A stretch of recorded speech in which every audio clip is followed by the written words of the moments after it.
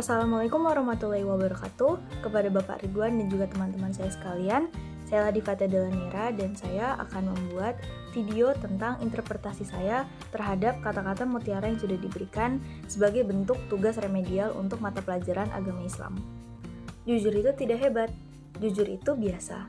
Yang hebat itu ketika melihat orang pembohong dan ia berubah menjadi jujur karena wasilah tangan kita.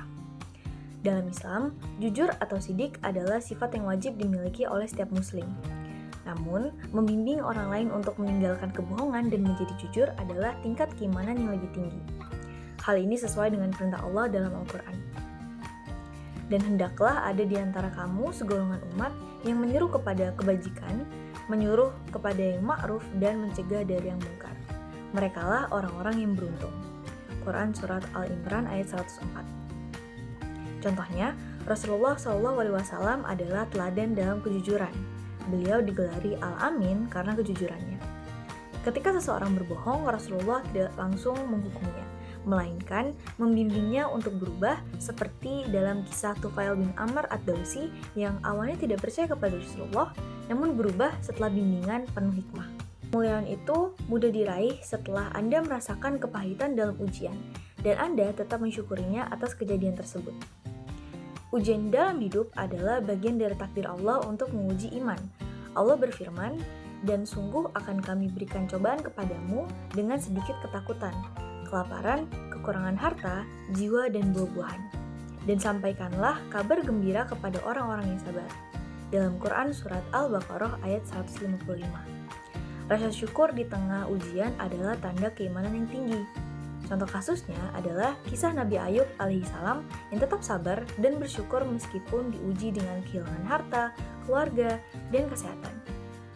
Kesabarannya akhirnya membawa kemuliaan ketika Allah mengembalikan semua nikmatnya.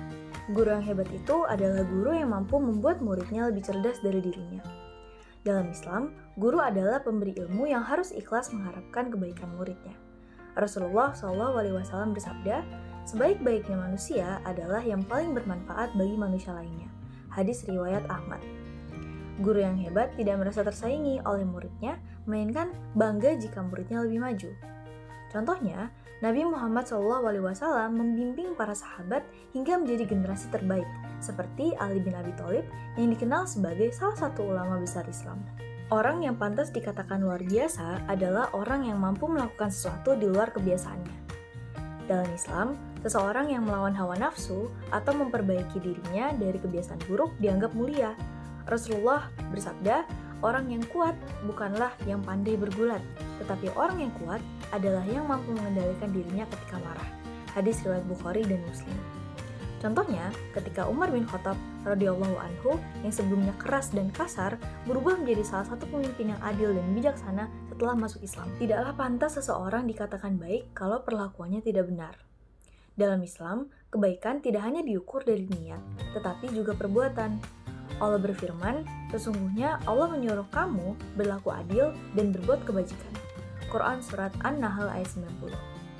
Berlaku baik harus didasarkan pada syariat, bukan sekedar baik di mata manusia. Contohnya, Abdullah bin Mas'ud radhiyallahu anhu selalu memastikan amalnya sesuai dengan syariat, bukan saat membantu orang lain, ia berhati-hati agar tindakannya benar.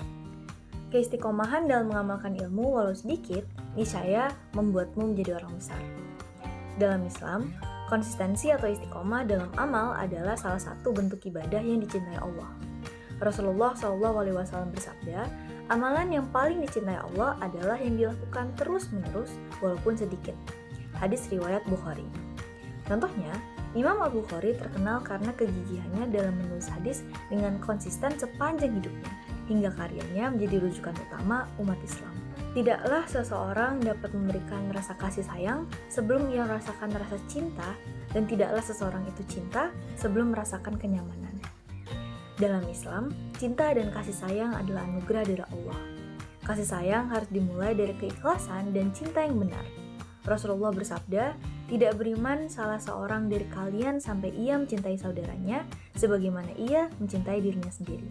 Hadis riwayat Bukhari dan Muslim. Cinta sejati hanya bisa tumbuh jika seseorang memahami makna kasih sayang dari Allah. Contohnya, Rasulullah menunjukkan cinta kepada umatnya dengan memberikan kenyamanan dalam beribadah, seperti memperpendek sholat jika ada makmum yang sakit.